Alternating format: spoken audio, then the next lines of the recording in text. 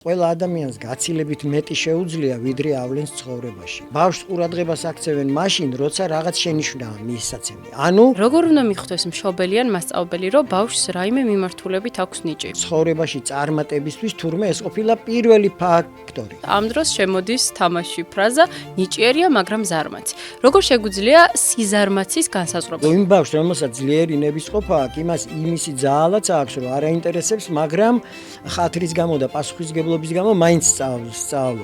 საზოგადოდ შეუძლებელია, რომ ბავშვს აინტერესებდეს ყველა საგანი, რასაც ასწავლიან. რა არის მისთვის სკოლა ბავშვისთვის?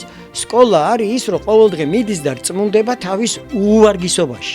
რა ტვირთი შეიძლება იყოს ბავშვისთვის ეს ნიჭიერება? ბუნებრივია, რომ ის გამორჩეულად ნიჭიერი ბავშვი აღძრავს შურს. აი ამ თვითეული ამისთვის მერე ხდება ფსიქოთერაპევტის ჩარევა, საჭირო რომ ეს ჭრილობები როგორღაც შეხორცდეს. საქართველოში ნებისყოფასთან დაკავშირებული ძალიან დიდი პრობლემები გვაქვს მასობრივად. ნებისყოფა ყველაზე გვიან ვითარდება და ამაშიც გოგონას აქვს წელიწადნახევრიანი უპირატესობა. ბიჭები უფრო კარგად სწავლობენ მათემატიკას და უფრო ეკრანომანია არის ისეთივე ავადმყოფური ადიქცია, როგორიც არის ნარკომანია. როგორ შევქმნათ გარემო, სადაც ბავშვი თავისუფლად შეძლებს მისი პოტენციალის გამოვლენას?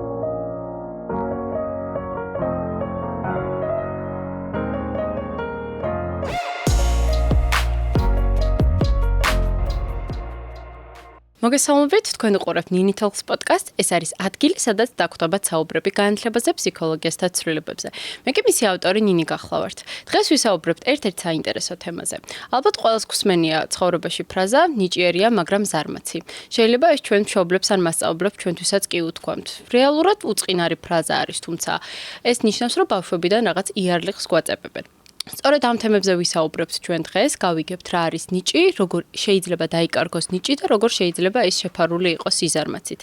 მანამდე კი გეტყვით, რომ ნინი თალკს პოდკასტის გენერალური მხარდამჭერი არის ალტე უნივერსიტეტი. რაც შეეხება ჩემს სტუმარს, ჩემი პოდკასტის დღევანდელი სტუმარი გახლავთ ფსიქოლოგი ზურაბ ვახანია. ბატონო ზურაბ, დიდი მადლობა მობრძანებისათვის, ძალიან დიდი მადლობა, რომ გამონახეთ დრო და გვეწვიეთ პოდკასტში. მოგესალმებით.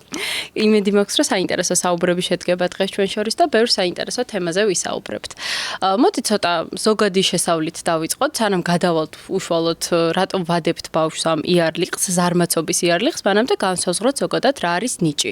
რატომღაც ნიჭი წარმოგვიდგენია ჩვენ როგორც აკადემიური წარმატება, რომელიც დაკავშირებული არის ქულებთან, გამოცდაში კარგ, ასე ვთქვათ, ნიშანთან და ესე შემდეგ და ფსიქოლოგიურად როგორ შეგვიძლია ზოგადად ჩვენ განსაზღვროთ ნიჭი. რატო აკადემიური ქულები სპორტის ნიჭიც ნიჭია? რა თქმა უნდა, ხო, მხოლოდ აკადემიურად აღვიქვამთ რატომ? უკვე შეცდომა არის, ნიჭი ძალიან მრავალნაირი შეიძლება რომ იყოს. და იარლიყი ახსენეთ თქვენ და ესე ძალიან მნიშვნელოვანია, რომ იარლიყები საზოგადოდ არ ვარგა, მათ შორის არც დადებითი იარლიყები არ ვარგა. მაგალითად ნიჭიერია ბავშვი და ნიჭიერია და ეს რომ მიეკერება ბავშვს, ესე ძალიან ცუდად მოქმედებს მასზე. და პირველ რიგში იწვევს აი სწორედ იმ ნებისყოფის განვითარების შეფერხებას. ასე რომ იარლიყები საზოგადოდ არ არის საჭირო. და ბავშვი უნდა საზოგადოდ დავახასიათოთ ძალიან იშვიათად, აი რაღაცა განსაკუთრებულ დროს და ისიც ისე მოფერებით და ისე და აი ესე რომ მუდმივად გინდა დადებითად და გინდა უარყოფითად პიროვნების დახასიათება საჭირო არ არის. უნდა შევაფასოთ მისი ნამუშევარი, ნამოქმედარი, ქცევა, კი ბატონო, მისი სიტყვები, ყველაფერი შეიძლება, მაგრამ პიროვნების შეფასებისგან ჯობია რაც შევიკავებთ თავს, მით უკეთესი იქნება. ვაფასებთ ქმედებას და არა თვითონ პიროვნებას. და შედეგს რაღაცა რო გააკეთა და იმ შედეგშიც ყოველთვის უნდა დავინახოთ ჯერ კარგი, რაღაც მაინც უნდა გამოვჩხრიკოთ ერთი რაღაც კარგი და მერე უთხრათ თუ გინდა შენიშვნა, რომ ეს სხვა, ეს ჯობდა ასე. კეთილი.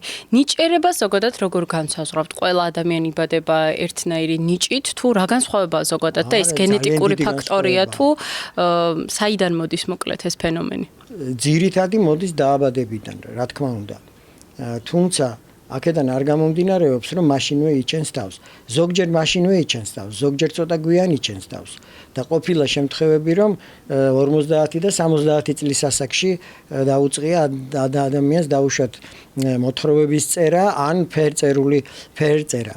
და ბრწყინვალე ნამუშევრები შეუქმნია. ესე იგი ძალიან გვიან გაიღვიძა თუ გვიან გაცნობიერდა რა. ესეც შეიძლება მოხდეს, მაგრამ ამ შემთხვევაშიც კი მაინც ძირითადი თანდაყოლილია. თუმცა რა თქმა უნდა მე აღზრდას განვითარებას აქვს თავისი წვლილი შეაქვს. მაგრამ ახლა აქ არის ძალიან დიდი მაგრამ რომ უნდა ვიცოდეთ რომ განვითარების ფარგლები შეზღუდულია. ყველა ადამიანს გაცილებით მეტი შეუძლია ვიდრე ავლენს ცხოვრებაში. იმიტომ რომ ძალიან ცუდი აღზრდა არის ოჯახშიც, სკოლაშიც და ამის გამო ადამიანები ვერ აღწევენ იმას, რაც თვითონ შეუძლია მას.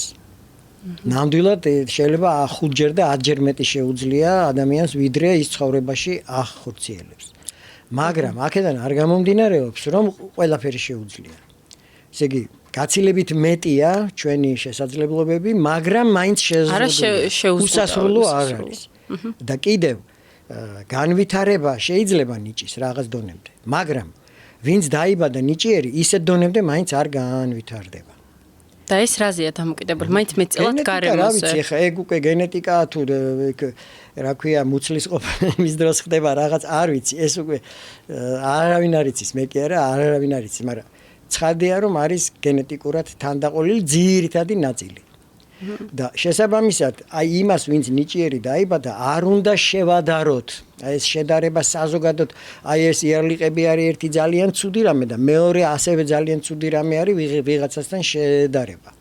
თუნდაც თავის ძმასთან, ან მეზობელთან, თანაკლასელთან და ასე შემდეგ. საზოგადოდ ეს შედარება მეორე უდიდესი უხეში შეცდომა არის. არავით არის შედარება არ გჭირდება. შევადაროთ თავისივე თავს, რაც იყო ერთი კვირის წინ. აი მაგალითად უთხრათ რომ აი ეს შენ დღეს თუნდაც უთხარი უარესია ვიდრე აი მაშინ რომ მაჩვენე ის უფრო მომწონდა. კი ბატონო, აი უარყოფითად ვაფასებ. მაგრამ ვადარებ თავის თავს და არა ვიღაც სხვას. კეთილი. ანუ მე როგორც მივხვდი, ნიჭი არის პოტენციალი, რომელიც ყველა ადამიანს გააჩნია, თუმცა არა შედეგი. არა. ამ პოტენციალს ეს გავრცელებული სტერეოტიპია, არა, ყველა სამწუხაროდ არ გააჩნია. კი ბატონო. რა ვქნათ, ეს ღმერთს კითხეთ, რატომ არის ასე, მაგრამ ფაქტია, რომ ზოგი ადამიანი იბადება ერთდროულად 4-5 ძლიერი და თან სხვადასხვა მიმართულების ნიჭით, ზოგი და ზოგს კი მაინდა-მაინც არ აქვს არც ერთი გამოკვეთილი ნიჭი. და საზოგადოდ რა არის ნიჭი? ეს არის გამორჩეული უნარიანობა რაღაც მიმართულებით, რომელიც არის ნორმაზე მკვეთრად მეტი. აი რაც არის ნორმა, საშუალო ნორმა, იმაზე მკვეთრად მეტი უნარიანობა რაღაც ერთი მიმართულებით, 2-3. თუმცა არა ყველა მიმართულებით. ყველა არ იშვი, ახლა ეგ არ ვიცი, მაგრამ პირობითად თუ ბავშვი ლეონარდო და ვინჩი იყო, რომ თქვა 6-7 მიმართულებით ქონდა უძლიერესი, თქვა ვიღაცას შეიძლება 8 მიმართულებით სიტყვაზე რა, მაგრამ ხო ახლა ყველა ვერ იქნება, რა თქმა უნდა, ხო ყველა მიმართულებით შეუძლებელია ეს. გასაგებია. შესაბამისად, ამ პოტენციალს როგორ გამოვავლენთ და როგორ ასე ვთქვათ, ვიმუშავებთ ჩვენ თავზე, ეს უკვე ჩვენზეა დამოკიდებული. ერთი არის რა გვაქვს და თანდაყოლილად, გარემოზე და აღზრდაზე მეტწილად. იმიტომ რომ ბავშვი პატარაა, ის თავის თავზე ვერაფერსაც ვერ იმუშავებს და ამიტომ აღზრდა უნდა იყოს ისეთი, რომ მაქსიმალურად შეუწყოთ ხელი, არ მინდა მაინდა-მაინც თქვათ ნიჭი. აი ძლიერი მხარე რაც აქვს ბავშვს. ნუ იქნება ძალიან ნიჭი, მაგრამ რაღაცაში ხო არის ძლიერი მხარე მისი. აი ის რომ რაც შეიძლება მეტად განვითარდეს. და ჩვენი საოჯახო და ასევე სასკოლო განათლების სისტემა მსგავს არაფერს არ აკეთებს. ესე იგი ბავშვის ყურადღებას აქცევენ მაშინ, როცა რაღაც შენიშვნაა მისაცემი. ანუ ესე იგი ყურადღება מחვილდება სულ რაღაც სუსტ მხარეზე. და ამ დროს გაცილებით მნიშვნელოვანია მისი ძლიერი მხარე რაც არის. რომ ის ძლიერი მხარე რაც შეიძლება განავითაროს მან და თავისი რწმენა გაუძლიერდეს და ასე შემდეგ და უფრო აქტიური გაახდეს და მერე იმ სუსტ მხარეზეც უფრო შეძლებს მუშაობას. მაგრამ თავარი დასაყრდენი უნდა იყოს, რომ აი შენ ეს კარგად გამოგდის. ოღონდ კონკრეტულად ნამუშევარზე, ნიჭიერი ხარ და ის კი არის. კარგი გოგო, კარგი აი მაგალითად შენ ნახატები მომწონს, გუშინაც კარგი იყო, ეს კიდე უკეთესია. აი რაღაც აი ასეთი. კეთილი. ბატონო ზურაბ, ძალიან საინტერესო არის ასევე ფაქტორი ნიჭიერება და ზოგადად მაღალი ინტელექტი. პირდაპირ უდრის თუ არა შრომის მოყვარეობას. მაინდა-მაინც ინტელექტი. ნუ მიაბამთ ნიჭს ინტელექტს. ნიჭი მრავალმხრივია, როგორც გითხარით, სპორტული ნიჭის ნიჭია და სოციალურ ურთიერთობათა ნიჭიც უდიდესი ნიჭია. რომელიც აი ესე პირდაპირ ვერ იტყვი ისი ნიჭია, აი იმის ნიჭია რომ სოციალური უნარიანობა, აი სოციალური ინტელექტი არასწორი ტერმინია, ეს არის სწორი ტერმინია სოციალური უნარიანობა და სხვათა შორის ცხოვრებაში წარმატებისთვის თურმე ეს ყოფილა პირველი ფაქტორი. პროფესიონალიზმი არის მესამე. და პირველი არის ეს სოციალური უნარიანობა, მეორეა ნებისყოფა და მესამეა უკვე პროფესიონალიზმი. ანუ ნიჭი პირდაპირ ესეც უდიდესი ნიჭია ეს. ასე იგი რა, ის უნარი კარგი რომ ადამიანებს კარგად მიუხვდე, კარგად შეურჩიო მიდგომა, ისე თქვა როგორც ყველაზე მეტად ის ადამიანი როგორც მიიღებდა და მიიმხრო ადამიანი. აი ეს არის სოციალური უნარიანობა და ეს არის უდიდესი ნიჭი, რომელიც აგრეთვე ნიჭია. და ეს არ არის დაკავშირებული იმ ინტელექტთან და იმასთან. რასაც მიჩვეული ვართ რომ ნიჭიერს რასაც უწოდებთ. კეთილი. ნიჭიერი ბავშვი შეიძლება თუ არა რომ არ ბრწყინავდეს საერთოდაც აკადემიურად და საერთოდ არ იყოს სკოლაში გამორჩეული. რა თქმა უნდა, აბა აი ვისაც ძლიერი, ვისაც აქვს ამ სოციალური ნიჭი. სკოლაში ის არ ბრწყინავს აკადემიურად, კი შეიძლება ჩამორჩენილი იყოს აკადემიურად. და როგორ უნდა მიხვდეს მშობელი ან მასწავლებელი, რომ ბავშვს რაიმე მიმართულებით აქვს ნიჭი? თუ ის სკოლაში არ იჩენს თავს აკადემიურად და უნდა იცოდეს მშობელმა ეს სხვადასხვანაირი ნიჭი და არ უნდა ქონდეს აკვიატებული, რომ გინდა თუ არა უცხოენა და მათემატიკა რა და აი თავიდანვე რომ ესაა მშობელს აკვიატებული, ის უკვე არის ნახევრად ბრმა. ვეღარ ხედავს თავის შვილს უკვე. ხოლოდ ხედავს ქულების და იმაში რაც თვითონ მიაჩნია მნიშვნელოვანი, აი იმას ხედავს და სხვას არ ხედავს არაფერს. კეთილი. და სწორედ აქ ამ დროს იჩენს თავს, ასე ვთქვათ, სიზარმაცის ფენომენი. როდესაც ბავშვი არ ასრულებს რაღაც დავალებებს ისე როგორც უნდა ასრულებდეს, ან სკოლაში არ გამოირჩევა აკადემიურად, ამ დროს შემოდის თამაში ფრაზა ნიჭიერია, მაგრამ ზარმაცი. როგორ შეგვიძლია სიზარმაცის განსაზღვრება ზოგადად? ეს არის რაღაც ფსიქოლოგიური მდგომარეობა, ხასიათი, თუ როგორ ხდება ზოგადად იბადებიან ზარმაცებად და შრომის მოყვარეობა, თუ რა ფენომენია ზოგადად, აი ამაზე რო ვისაუბროთ. როგორც ყველა ნიჭზე გითხარით, იგივე ეხება ნებისყოფასაც. ნებისყოფა არის აი სოციალური უნარიანობის შემდეგ მეორე უძვირფასესი უნარიანობა არის ნებისყოფა, ძლიერი ნებისყოფა. ისევე როგორც ყველა სხვა ნიჭი, ძირითადად მაინც არის თანდაყოლილი. და სამწუხაროდ ზოგი ადამიანი იბადება რომ არა აქვს ეს თანდაყოლილი ნიჭი კი არა, არამედ ნორმაზე დაბალი აქვს. ისევე როგორც ყველა სხვა უნარიანობა, აი მაგალითად მუსიკალური ნიჭი, ხო? ზოგი არის ნიჭიერი, ზოგი არის საშუალო და ზოგი არის საშუალოზე დაბალი. დაიბადა ახლა მასეთი და რა ვქნათ, ხო? და რაღაც დონეზე კი განვითარდება მისი მუსიკალური სმენაც, მაგრამ ის საშუალო მიღწევაც კი გაუჭირდება. თუმცა თუ ნებისყოფა აქვს დიდი, მაინც გაუჭირდება. აი ყველაფერი ეს არის მცდარი სტერეოტიპი, რომ ოღონდ მოინდომე და ყველაფერს მიაღწევ რა. არავითარ შემთხვევაში ეს პირიქით რა, ეგ საბოლოოდ მე ხდება ადამიანის იმედგაცრუების და ხელის ჩაქნების ის რომ აი ესე ჩააგონეს რომ ყოთა და მე ვერ მიაღწევს და ხელმოწარულობის ის უჩნდება. ყველაფერს ვერ მიაღწევ. თუმცა თქვენი ასევია ნებისყოფაც.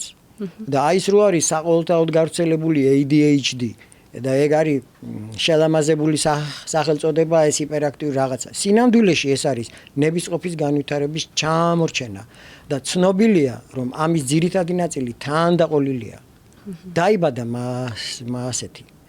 და მეორე უძლიერესი ფაქტორი არის ეკრანომანია, ანუ ბავშვი რო გააჯეტებს მიეჯაჭვება, ნუ მერე მთლად დაინგრევა ეგ ნებისყოფა და მრავალი სხვა უნარიანობაც.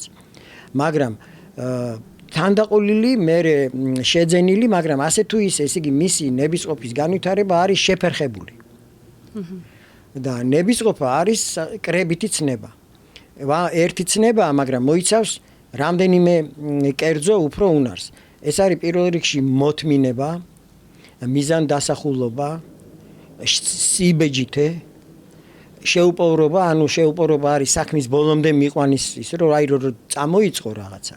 აი ბოლომდე მიყვანას შეუძლია თუ არა პასუხისგებლობა, რომ შეუძლია აიღოს პასუხისგებლობა. აი ეს ყველაფერი არის ნებისყოფის შემადგენელი ნაწილები, რომელიც ერთმანეთთან მჭიდროდ არის დაკავშირებული, იმიტომ რომ ყველა მაინც ნებისყოფაზე მიდის. და აი ამ ADHD-ის დროს სწორედ დარღვეულია აი ეს უნარები, რაც ხო, კიდე ყურადღების მოკრების უნარიანო ყურადღების დეფიციტი, კი ბატონო. კი, ეს ერთ-ერთი ყველაზე გავრცელებული პრობლემა არის. თუმცა ხშირად შეიძლება ნებისყოფის პრობლემა არ გქონდეს. მე პირადად როცა მახსენდება ჩემი ბავშვობა, საკმაოდ ისეთი კარგი მოსწავლე ვიყავი, თუმცა იყო რაღაც საგნები, რაც მიყვარდა და გამომდიოდა, მაგრამ იყო საგნები, რაშიც აი ზარმაცი ვიყავი, იმიტომ რომ არ მქონდა ინტერესი. რეალურად ზარმაცობა არ მაინტერესებს და არ ვაკეთებ. არ მაინტერესებს და არ ვაკეთებ. ანუ არ მაქვს შესაბამისი ინტერესი, არ გამოყოფს ჩემი ტვინი იმდენ დოფამინს, რომ მანიჭებდეს სიამოვნებას. შესაბამისად, რასაც ჩვენ სიზარმაცედ მოვიხსენიებთ, ეს შეიძლება იყოს, რომ უბრალოდ ბავშვს არ აინტერესებს. შეიძლება ესეც იყოს. ყოველთვის არ არის მასე. როგორ შეგვიძლია გავარჩიოთ? რომ იმ ბავშვს, რომელსაც ძლიერი ნებისყოფა აქვს, იმას იმისი ძალაც აქვს, რომ არ აინტერესებს, მაგრამ ხათრის გამო და პასუხისგებლობის გამო მაინც სწავლობს, იმიტომ რომ აქვს ძლიერი ნებისყოფა. და რატომ? იმიტომ რომ ხათრიანია დავაუშვათ. ესე იგი, აქ შემოდის ორი რამე, თან ნებისყოფა აქვს, თან ხათრიანია და ისეთი ურთიერთობა აქვს დედასთან, ან მასწავლებელი უყვარს, რომ იმას ხათრს ეს უკვე შემთხვევითია, ხო? როგორი მასწავლებელი შეხვდა და დედის ხათრი აქვს თუ არა და ეგ უკვე არა, დაინტერესება მან ნაკლებად ის არის რა. ესე იგი, აი ის რომ აქვს თუ არა ისეთი ურთიერთობა დედასთან, თქვა მამასთან, მასწავლებელთან, იმასთან, რომ იმათი ხათრის გამო თქვა თავი აიძულოს და მე ხათრი რომ მქონდეს, იგი ხათრი უნდა ქონდეს ერთი.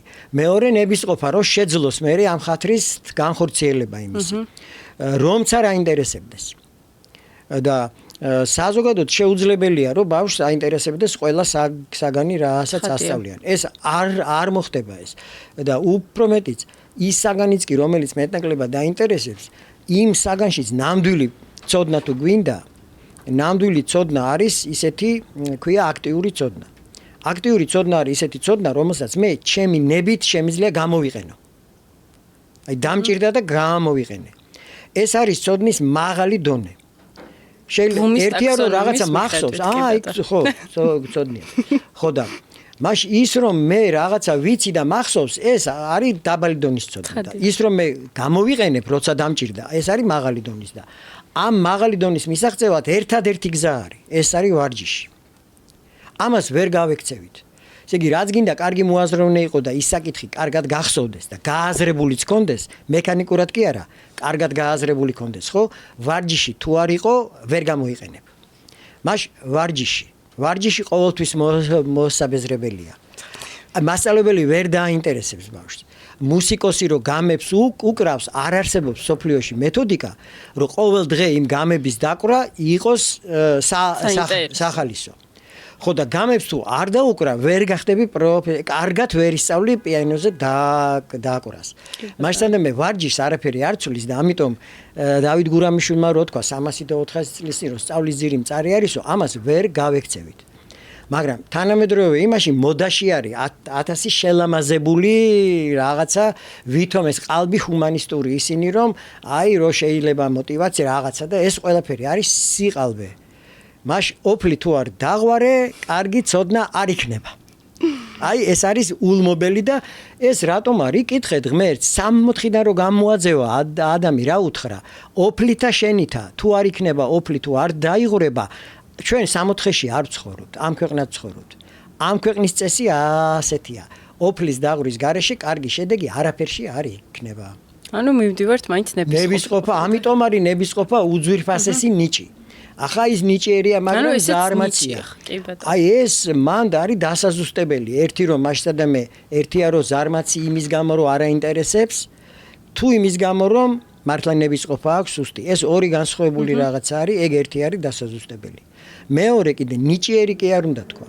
უნდა თქვა რომ ხატვის ნიჭი აქვს, ან ცურვის თუ რაღაცის ნიჭი აქვს, ან ერთდროულად აქვს ცურვის ნიჭი და მათემატიკის ნიჭი. კი ბატონო, და მაგრამ ზარმაცი ნიშნავს რომ ესე იგი მაგრამ არა აქვს ის უძვირფასესი ნიჭი, რასაც ნებისყოფა ქვია.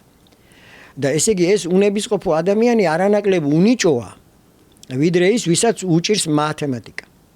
ესე იგი ღმერთმა ყველაზე ძვირფასი ნიჭი არ მისცა მას. ნებისყოფა. ხო. თქვენ შემთხვევაში წარმატებას როგორი და რომელი ტიპის ბავშვები უფრო აღწევენ? მათ ვისაც აქვს შედარებით საშუალო ნიჭი, მაგრამ დიდი ნებისყოფა თუ ბავშვები, რომლებსაც აქვს საკმაოდ დიდი ნიჭი, მაგრამ ნაკლები ნებისყოფა? გააჩნია წარმატებაში რას ვიგულისხმებთ. სასკოლო განათლება ისეთია, რომ მეორე ტიპის ბავშვები აღწევენ უფრო წარმატებას სკოლაში, იმიტომ რომ ცუდი სისტემაა განათლების, არასწორი სისტემაა შეფასების და ესე იგი ბავშვი აი ესეთი ცოტა სხარტი თუ არის და მეხსიერება კიდე ერთი ნიჭი არის, ძლიერი მეხსიერება. აი თუ ესენი აქვს ზერელობით ადვილად აღწევს მარტო დაზეპირება არ არის სხვათა შორის. აი რაღაცა მოსაზრებული ტიპია და უცებ მიხვდა როგორ უნდა უთხრას მასწავლებელს. მაგრამ ეს ზერელობაა. და აი ამ ზერელობით იღებს მაღალ ქულებს. მაგრამ ეს ყველაფერი არის მოჩვენებითი. იმიტომ რომ ეს ბავშვი გაიზრდება და პროფესიონალი მისგან ვერ დადგება, იმიტომ რომ ეს სულ იყოს ზერელობით მიიღებული ქულები. და პროფესიონალის სჭირდება ოფლის დააღრა და ეს ბავშვი აი ამ არასწორმა შეფასების სისტემამ თლად გადააჩვია შრომას. ის აღარ არის მიჩვეული, ის მიეჩვია, რომ აი თავისი მოსაზრებულობით და კარგი მეხსიერებით და ამითი ადვილად გადის ფონს და ადვილად აღწევს იმას. მაშინ ნებისყოფამ თლად აღარ განუვითარდა ამ ბავშვს და კიდე უარესი ხდება. რომ ეს ბავშვი არ არის მიჩვეული წინააღმდეგობათა გადალახვას. ესე იგი პირველივე წინააღმდეგობაზე ის ან ფარხმალს ყრის და ხელს ჩაიქნევს, ან იწყებს სხვებზე გადაბრალებას და ხდება შურიანი. აი ესეთი ძალიან ცუდი შეკრული წრი არის ეს. რომ მას ადამე იმას რომ ჩაგონებული აქვს რომ მე ვარ ნიჭიერი და აი სკოლაში პირველი ვიყავი სულ, ახლა კი აღარ გამომდის, ესე იგი აი ამათი ბრალია ვიღაც სხვების სულ და ხდება შურიანი და აბრალებს სხვებს. ეგ ძალიან საინტერესო თემა წამოჭერით, იმიტომ რომ ხშირად ნიჭიერი ბავშვები ესეთი სტერეოტიპით არის გავრცელებული, რომ შრომას ნაკლებად ეჩვევენ, იმიტომ რომ ეგ განსაკუთრებით დაწყებით კლასებში ჩანს, როდესაც ბავშვი მოდის სკოლაში, იცის ანბანით წერა კითხოს, თითქოს მისთვის რაღაცნაირად მოსაწყენია ყველაფერი, იმიტომ რომ აქვს განცდა, რომ მან ყველაფერი იცის, ყველაფერი მარტივად გამოდის და ესე შეიძლება გაგრძელდეს. მან ძალიან ბევრი შეცდომება არის კიდე ხა რას თქვენ თქვით, ბარემ ვიტყვი ეს ჩვენ თემას არ ეხება, მაგრამ მაინც ვიტყვი რა, კი ახსენეთ რომ მე ჯერ არ შემხედრია, ნუ არ ვიცი ხა ძალიან იშვიათად რა შეიძლება იყოს 100-ში ერთი ბავშვი, რომ სკოლაში შემოვიდა და მართლა იცის კითხვა. გააზრებულად. ესე იგი ის რომ მან ცალკეულ სიტყვებს კითხულობს და 33-100-ს ცნობას მე თუ მოვინდომე ვასწავლი 4 წლის საშუალო ბავშვს. 100-ების ცნობა ხომ თლად არაფერი არ არის. კითხვა იცის რას ეწოდება, რომ დაუდებ უცნობ ტექსტს, ოღონდ ასაკობრივი აი ზღაპარი რაღაც უბრალო რა, აი მე ეშმაკი მელა წავიდა ტყეში და რაღაცა და რაღაც. აი პატარა ამხელა ტექსტია, მაგრამ უცნობი ტექსტია. გაბმულად წაიკითხოს, აი ესე კი არა 100 და გაბმულად სიტყვები წაიკითხოს. არა მარტო დეკოდირება, აზრის გამოტანა. და მე რო შეკითხვას დავუსვამ, გამწეს პასუხი. აი ამას ეწოდება რომ იცის კითხვა. კი. და ის რომ 100-ები აქვს დამახსოვრებული და ცალკეულ სიტყვებს კითხულობს, ეს არაფერი არ არის. ხადია კი. უბრალოდ ბავშვი შემოდის იმ განცდით სკოლაში, რომ ის სხვა ბავშვებზე რაღაცით მეტი არის და ეს შეიძლება გაგრძელდეს მე-5 კლასამდე. სადაც ასე ვთქვათ, პროგრამა ასე თუ ისე მარტივი და დაძლევადი არის, მაგრამ როგორც კი პირველ სირთულეს გადააწყდება ბავშვი, მან უკვე ერთვება სხვა რაღაც თვითშეფასების პრობლემები უჩნდება, იმიტომ რომ როდესაც სასწავლო პროგრამა ბავშვთვის არის ძალიან მარტივი, აი პედაგოგიკაშიც ხო არის ესეთი მეთოდი მარტივიდან რთულისკენ. თუ ბავშვისთვის ეს არ არის ასე ვთქვათ დაძლევადი სირთულე და მუდმივად მარტივი მასალა. დაძლევადი უნდა იყოს. მისაწვდომი უნდა იყოს. კი, მისაწვდომი. თუ ზედმეტად დიდი სირთულეა, ამ შემთხვევაში мотиваცია დაეკარგება, მაგრამ თუ მისთვის ყველაფერი ძალიან მარტივი არის და ერთხელაც აღმოაჩენს, რომ რაღაცა სირთულეებს წააწყდა, ესე მგონია, რომ ამ დროს ძალიან ეკარგებათ мотиваცია. განათლების სისტემა აქ შემთხვევაში შეფასება კი არა, უკვე თვითონ სასწავლო პროგრამა. სასწავლო პროგრამა აუცილებლად კარგი შედეგი თუ გვინდა, უნდა იყოს დიფერენცირებული. ესე იგი სხვადასხვა მზაობის და მონდომების და უნარის მქონე ბავშვს უნდა შეეძლოს იქ თავისი ისე. ხო და რომელ ბავშვს შეუძლია მეტი, იმას მეტი დავალება უნდა ჰქონდეს. ესე იგი ყოველთვის დავალება უნდა იყოს ცოტათი წინსრებით. ძალიან წინსრებით არ შეიძლება, თორე გული აუცრუდება, მაგრამ მაინც წინსრებით უნდა იყოს. ანუ ამას ქვია გამოწვევის შემცველი დავალება. ესე იგი, ყველა დავალება უნდა იყოს გამოწვევის შემცველი. მაგრამ აქ პრობლემა ის არის, რომ ის რაც ერთი ბავშვისთვის გამოწვევაა, მეორესთვის არის სრულიად უინტერესო ხელწამოსაკრავი და მესამესთვის არის მიუწვდომელი. აი ამიტომ არის დიფერენცირებული ინდივიდუალური მიდგომის ისა აუცილებელი შედეგი თუ გვინდა. მაშ ყველა ბავშვმა უნდა მიიღოს თავისთვის შესაფერისი დავალება, შესაფერისი ნიშნავს ცოტათი წინსრებით. და ამიტომ ის ეგრეთ წოდებული ნიჭიერი ბავშვიც მიეჩვევა, რომ ადვილად არ გამოზდის მას. ესე იგი, მასაც ჭირდება ძალისხმევა. მაშინ დავსვათ ესეთი შეკითხვა. ჩვენი სისტემა, ზოგადად სახელმძღვანელოები, რამდენად არის მორგებული? არა მარტო ნიჭიერ ბავშვების, ზოგადად ინდივიდუალურ სწავლებაზე. თან ეხლა როცა ერთიან სახელმძღვანელო მოდელზე ვსაუბრობთ, ჩვენ რამდენად შეუძლია ერთიან სახელმძღვანელო მოდელს დაფაროს ყველა ბავშვის რაღაცა შესაძლებლობა და გამოწვევა. ჩემი სახელმძღვანელოები გამოიცემა უკვე 25 წელიწადზე მეტია და ზოგი მასწავლებელი ასწავლის მიუხედავად იმისა, რომ არ არის გრიფირებული. ეს იმდენად მნიშვნელოვანი საკითხია, რომ მე მიწერია მთლად ყდაზე, წიგნის ყდაზე წერია განმარტებითი ბარათი მშობლისთვის და აი იქ მიწერია, რომ მას სახელმძღვანელო არის დიდი მოცულობითაც და ძნელიც. მაგრამ ეს არ არის იმისთვის, რომ ყველამ ყველაფერი გააკეთოს. ეს არის დიფერენცირებული მიდგომისთვის. რატომ? რომ თუ არ არის სახელმძღვანელო დიდი, აი იმ ბავშვს ხო უნდა კონდეს იმ ბავშვს, ვისაც მეტი შეუძლია. ხო და ამიტომ დიფერენცირების მეორე პირდაპირ შედეგი არის არჩევანის თავისუფლება. მაშ მიწერია მე, რომ ბავშვი არჩევს, რაც უნდა ის გააკეთოს, რამდენიც უნდა გააკეთოს, თუ უნდა სულ ნურაფერს გააკეთებს. ესე იგი, სრული თავისუფლება არჩევანის.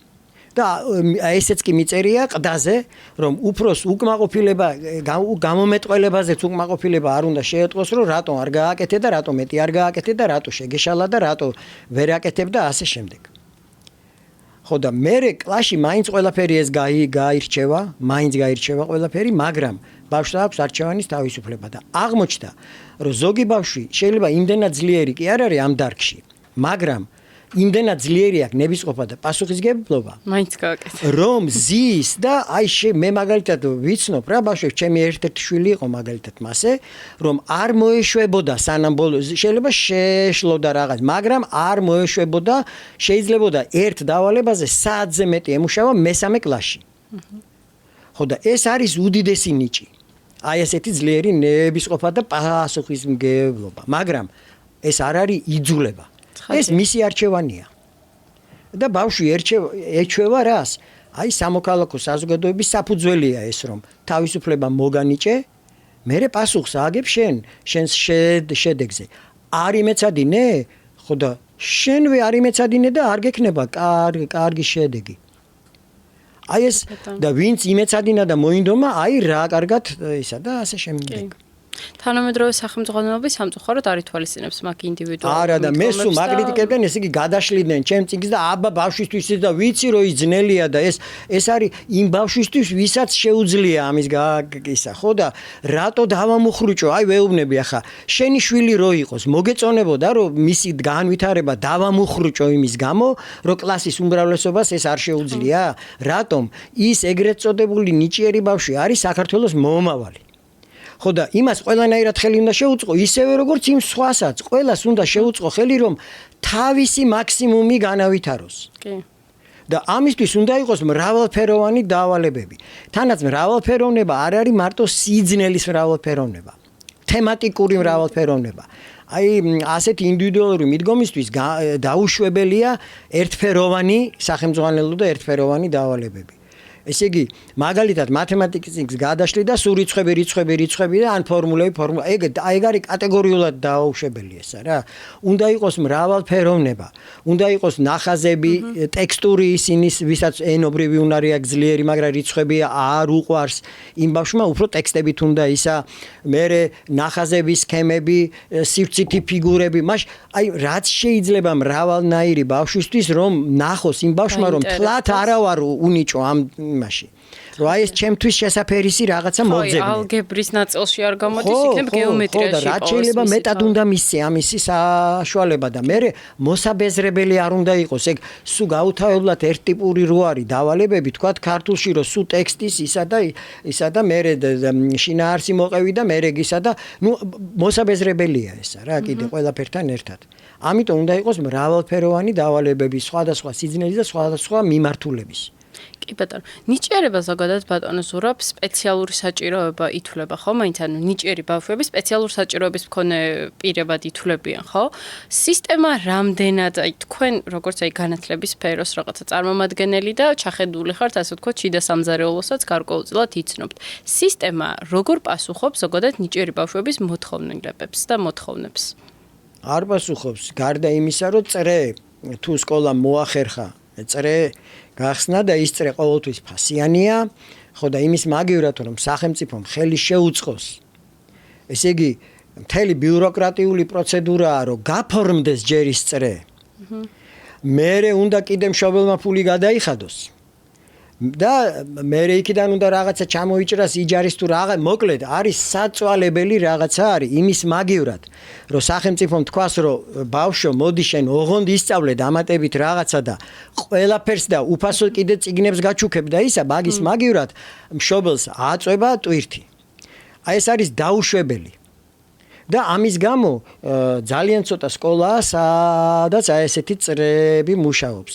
და მშობელი უნდა იყოს იქ საკმაოდ შეძლებული, რომ ეს ფული გადაიხადოს და ასე შემდეგ. მაგრამ წრე სულ არ უნდა იყოს საჭირო, აი თვით გაკვეთილზევე უნდა იყოს ეს ყველაფერი გათვალისწინებული. მაგრამ ჩვენი განათლების სისტემა არანაირად არ ითვალისწინებს ინდივიდუალურ მიდგომას. სიტყვით კი ამბობენ, მაგრამ პრაქტიკაში არაფერში არ ჩანს ეს. გათვლილი არის საშუალო მოსწავლეზე ყველაფერი. კეთილი. ბატონო ზურაბ, რომელი ფრაზა, რომელი ქმედება მასწავლებლის ან მშობლის მხრიდან ბლოკავს ყველაზე მეტად ბავშვი ამ ნიჭიერების რაღაცა მოცემულობას და ნიჭს ზოგადად? ნუ გითხარით, ერთი იარლიყი იყო, ერთი მეორე იყო ვიღაცასთან შედარება და მერე იყო ის, რომ ბავშვისთვის შეუფერებელი სასწავლო პროგრამა და შესაბამისად შეუფერებელი სახელმძღვანელო. როდესაც ესე იგი იმის გამო რომ უვარგისი არის პროგრამა და სახელმძღვანელო ბავშვს შეძულდა ის და აუცილებლად შეძულდება.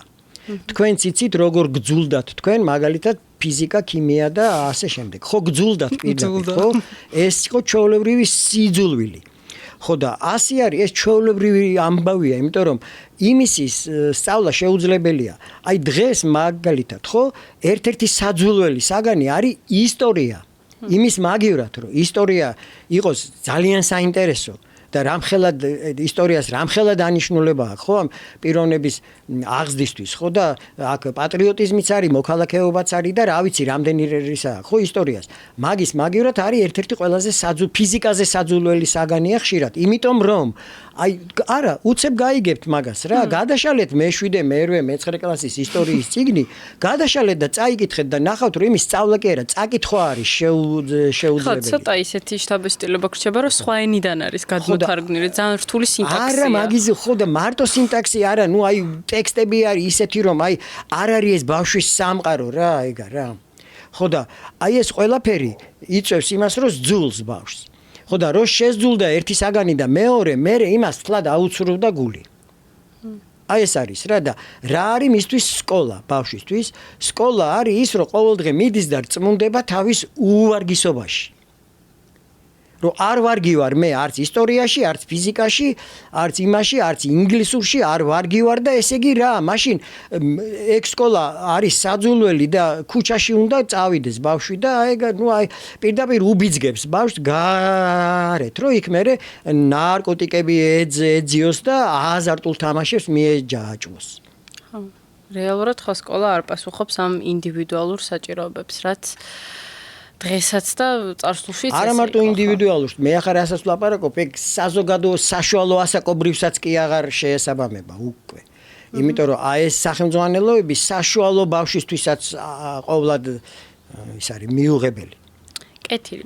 კიდევ ერთი ფაქტორი, რაც ნიჭიერ ბავშვებს ახასიათებს და ჩემს კლასშიც იყო ესეთი შემთხვევა, ზოგადად განსხვავებულობა არსად საზოგადოებაში არ არის სასურველი და წინა პოდკასტში ყავდა ფსიქოლოგი ნატა ასათიანი და სწორედ ამაზე ვსაუბრობდით, რომ განსხვავებულობა ძალიან კარგი ნიადაგი არის ბულინგისთვის და რაღაცნაირად შურისთვის და კონფლიქტისთვის. ამიტომ ზოგჯერ ნიჭიერ ბავშვებს უწევთ, რომ თავისი შესაძლებლობები ბოლომდე არ წარმოაჩინონ. მოდი ამაზეც რო ვისაუბროთ. ვისაუბროთ, რა ფენომენი არის ეს და რატომ უწევთ მათ საკუთარი შესაძლებლობების ესე დაკნინება, რომ მოერგონ რაღაცნაირად იმ სოციუმს, სადაც იმყოფებიან. საზოგადოოდ ეგოიზმი და შური არის ბუნებრივი ადამიანისთვის, ბუნებრივია, მაგრამ ის რაც ბუნებრივია, ჩვენ იმას ვცდილობთ, რომ დავხვეწოთ. კულტურა რა არის? ჩვენ ყველაფერში ბუნებრივად ვიქცევით, ჩვენ როგორც ძაღლი ჭამს ბუნებრივად, ჩვენ მასე ვიკვებებით, ჩვენ იმას თეფზე ვდებ და მაგიდაზე ვდებ და ხელებს ვიბანთ და ასე შემდეგ, ხო? კულტურა საზოგადოოდ არის იმისთვის, რომ ეს გაუთლელი ბუნებრივი რაღაც იმპულსები დაიხვეწოს, მაგრამ შური, ეგოიზმი და ასეთი რამეები არის ბუნებრივი. ახლა მაგას სხვა თემაა, ცალკე შეიძლება ვისაუბროთ რატომ არის და როგორ არის და ამიტომ ბუნებრივია, რომ ბავშვი ჯერ არ არის აღზრდილი და ბავშვი ჯერ ვერ იქნება დახვეწი კი არა დასრულების უმრავლესობაა მასე, მაგრამ მით უმეტეს ბავშვი და ამიტომ ბუნებრივია, რომ ის გამორჩეულად ნიჭიერი ბავშვი აღძრავს შურს. ამიტომ აქ ძალიან მნიშვნელოვანი ხდება მასწავლებლის განსაკუთრებით დაამრიგებლის მუშაობა. მაგრამ ჩვენთან კიდე განათლების სისტემის მრავალი გაუმართავობა და იმასთან ერთად აი ერთ-ერთია კიდე რომ დაამრიგებლობა მოშლილია, იმიტომ რომ დაამრიგებელს ისეთი დიდი დაატვირთვა აქვს, რომ გამორიცხულია მან რომ დაამრიგებლის ნახევარი რაც არის, აი ნახევარ მოვალეობას ვერ შეასრულებს, რაც ევალება წესით დაამრიგებელს. და ამიტომ წესი უნდა იყოს, აი როცა მე ვიყავი სკოლის დირექტორი და ჩვენი საავტორო სკოლა იყო, წესი იყო რომ დაამრიგებელს სხვა კლასებში არ უნდა ქონოდა 5 საათზე მეტი. და ის უნდა ყოფილიყო მუდამ თავის კლასთან. რომ მართლა სამაგიეროდ მას ქონდა დამრიგებლობის ხელფასი იმდენი, რომ ის ნაზღაურდებოდა. და მასწავლებელს თუ არ სურს, ჩვენ ყავდა მიღებული და ეს სხვა შორის საჯარო სკოლებშიც ერთ პერიოდში იყო ნებისმიერი მსურველი, რომელიც პატარა ტრენინგს გაივლიდა და სულ არ არის საგნის სპეციალისტი და მასწავლებელი, მაგრამ მარტო დამრიგებლად მუშაობს აი იმ დამრიგებლის ხელფასზე. ყველა შემთხვევაში დამრიგებელი მე-12 კლასის, მე-12 კლასის ჩათვლით არის უმნიშვნელოვანესი. დამრიგებელი კარგად თუ არ მუშაობს, იქ არც სწავლა იქნება კარგი და რაც თავარია მოხდება მრავალი უბედურება მკვლელობის ჩათვლითაც კი. აი ეს მკვლელობები რაც მოხდა სკოლის ბავშვებს შორის, ხო ყველა შემთხვევაში ის ხანგრძლივად მიმდინარეობდა რაღაც ძალიან დაძაბული ბულინგი პირდაპირ. ძალიან მწარე ბულინგი მიმდა, ბოლოს ეს რო უკვე გადაავიდა ყველა საზღვრებს იქით, მერე მოხდა უკვე ეს მკვლელობა და ისა. ხო და ამიტომ დამრიგებელი არის უმნიშვნელოვანესი. და სწორედ ამიტომაც, რომ ბავშვი არ გამოჩნდეს კლასში განსხვავებულად, ხშირად უწევს მისი შესაძლებლობების დაკნინება, რომ რაღაცნაირად ამ სოციალურ წრეს მოერგოს და არ გამოჩნდეს განსხვავებულად. და აქ ძალიან მნიშვნელოვანი არის. მან კიდე მოქმედებს ბავშვის ფსიქოლოგიური ტიპი. ზოგი ბავშვისთვის, აი სოციალური ტიპის ბავშვისთვის გარემოს ძალიან დიდი მნიშვნელოვნება აქვს და ის ცდილობს გარემოს მოერგოს. მაგრამ ინტროვერტი ტიპი იმდენად არ ითვალისწინებს გარემოს და მაინც თავის შინაგან სამყაროს ცდილობს რო ისა და ამ დროს ის არის დაპირისპირებული აუცილებლად. კი ბატონო, ზოგჯერ მასწავლებლებიც ხო რაღაცნაირად ამხედრებენ, ასე ვთქვათ, ფარულად კლას ბავშვის წინაშე, როდესაც ზედმეტად გამოარჩევს ამ რომ მოუზომავი სიტყვები და ვერ ხვდება რომ იქ იმის თქმა შეუსაბამო იყო და რაღაცა. თუნდაც დადებითი რეპლიკის, რომ რა კარგი და რა ნიჭიერი ხარ. ამ დროს ხო რაღაცნაირად შური უჩნდება სხვა ბავშვებს ამის მიმართ. ამ დროს რა რჩევა შეგიძლიათ მისცეთ მასწავლებელს? მე რა გითხარით, პიროვნების შეფასება არ არის მეთქი საჭირო. აი მაგალითად ამ შემთხვევაშიც ყველა ბავშვს უნდა უთხრა ასე, უნდა ვიწყებთ ასე, რომ აი ეს მომწონს, აი ეგ რაღაცა საადე უკეთესად. მომწონს შენი ნამუშევარი, მაგრამ არა, ნამუშევარი არა, კონკრეტულად. აი ეს მომწონს, თითი უნდა დაუდო. აი ეს მომწონს, მაგრამ აი აქ რაღაცა გაუნჯობესე. იმ ძლიერ მოსწავლესაც კი იმასაც ასევე ვუდგებით. იმას დავალება უნდა კონდეს უფრო მეტი და უფრო. იმასაც თლად სრულყოფილი ვერ ექნება და რომც კონდეს თლად ყველაფერი სრულყოფილად, იქვე ვაძლევ დამატებითი დავალებას. იქვე საშინაო დავალების შემოწმება ძალიან სააგულდაგულოდ უნდა, ესეც ჩვენთან ესეც ცუდად არის. მოკლედ, საშინაო დავალებას საგულდაგულოდ ვამოწმებთ და მე იმ ბავშვს ვეუბნები. აი ხა მოდი სადე ეს რო ასე ყოფილიყო რა იქნებოდა. ესე იგი იქვე მივეცი დამატებითი დავალება. ის კი არა რომ თავში აუვარდეს რომ აი რა ბწყინვალეთ მაქვს სულ ყველაფერი. და მივეცი კიდე ძნელი დავალება და ზის და ასე ადვილად ვერ აკეთებს. ხო, ან დაძლევადი სირთულე იყოს რეალურად. კი, მაგრამ ის რომ აი ესე რომ ყველაფერი ესე წყალივით მომდის, არა რა, ასე არ უნდა იყოს ეს. ეს იმ ბავშვის განვითარებისთვის არის ცუდი. აი ესე რომ უცებ ყველაფერი ესა. და როცა მე რეალურ სირთულეებს შეეჯახება, ძალიან დიდ, ასე ვთქვათ, დარტყმას მიიღებს და мотиваციაზეც ძალიან იმოქმედებს. მოდი ამაზეც რომ ვისაუბროთ ზოგადად. ბავშვი რომელიც იზრდება ისეთ გარემოში, სადაც მშობლებიც და მასწავლებლიც მუდმივად ეუბნებიან, რომ აი რა კარგი ხარ, რა ნიჭიერი ხარ, მუდმივად ესე კარგად სწავლობს, თუმცა მე რაღაც სირთულეებს აწყდება და უკვე უჩნდება შეცდომის შიში და თითქოს მე საერთოდ ეთიშება ყველაფერს, იმიტომ რომ უჩნდება ამ შეცდომის დაშვების შიში. მოდი ამაზეც რო ვისაუბროთ ზოგადად, რა ტვირთი შეიძლება იყოს ბავშვისთვის ეს ნიჭიერება? აი ის რომ მიაჩვიეს ის რომ შენ ხარ ასეთი ნიჭიერი და ისა და თუ კი რაღაცა შეეშალა და რაღაცა კარგად ვერ გააკეთა, მას აქვს უკვე ბრალეულობის განცდას უკავშირდება იმ შემთხვევაში, თუ კი მას აქვს ხათრიანი ურთიერთობა დედმამასთან და მასწავლებელთან. ესე იგი თუ კი რაღაცი დაპირისპირებულია, მაშინ არა. მაშინ პირიქით შეიძლება ჯინაზე და ისე მოიქცეს. მაგრამ თუ კი მას აქვს და თუ კი მას სიყვარულით, აი ხა რა გამოდის, რომ ესე იგი სიყვარულით ის იწევს უკუქმედებას, სიყვარულით მიდგომა. ესე იგი მისგან მამა სიყვარულით მოითხოვს რაღაც ძალიან ისეც, ხო? და ეს ამ ბავშვს უკვე ჩაგონებული აქვს, რომ მე ასეთი უნდა ვიყო. და მე თუ ასეთი არა ვარ, უკვე ბრალეულობაა ეს. და მე ფსიქოთერაპია ხდება ხოლმე უკვე ზრდასრულ ასაკში საჭირო და მარტო ამისთვის არ ეხა რა ჩვენ ვილაპარაკეთ, ეს ყველაფერი არის ბავშვის სულს ამახინჯებს დაღი 1 2 3 4 და აი ამ თვითეული ამისთვის მე ხდება ფსიქოთერაპევტის ჩარევა საჭირო რომ ეს ჭრილობები როგორღაც შეხორცდეს. კი ბატონო, კი ეს ტრამვები მე ზრდასრულ ცხოვრებაში ძალიან მოქმედებს და ეს შეიძლება გადაგვივიდეს თუნდაც პერფექციონიზმში. პერფექციონიზმში ან პირიქით ყველაფრის ხელით ჩაქნევა და არხეინობა და ესა და ფეხებზე მკიდია ყველაფერი და რაღაცა და ისა ურთიერთობაში ოჯახის წევრებთან გართულებული ურთიერთობა. იმის გამო რომ არ გინდა შეცდომა დაუშვა, უბრალოდ ეთიშებ ყველაფერს. მარტო არა, როცა ადამიანის შინაგანად ნევროზული პრობლემა აქვს, ეს ყველაფერზე მოქმედებს. გადადის მე ყველაფერზე.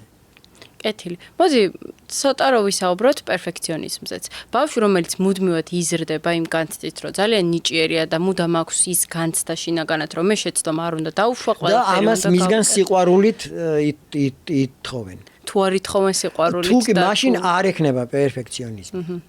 აი სწორედ სიყვარულით რო ითხოვენ, ამიტომ არის რომ ეს მას აქ ჩაგონებული რომ მე ასეთი უნდა ვიყო. და ეს არის მისივე სუპერეგო, რასაც ქვია, მისივე შინაგანი სტანდარტია უკვე ასეთი.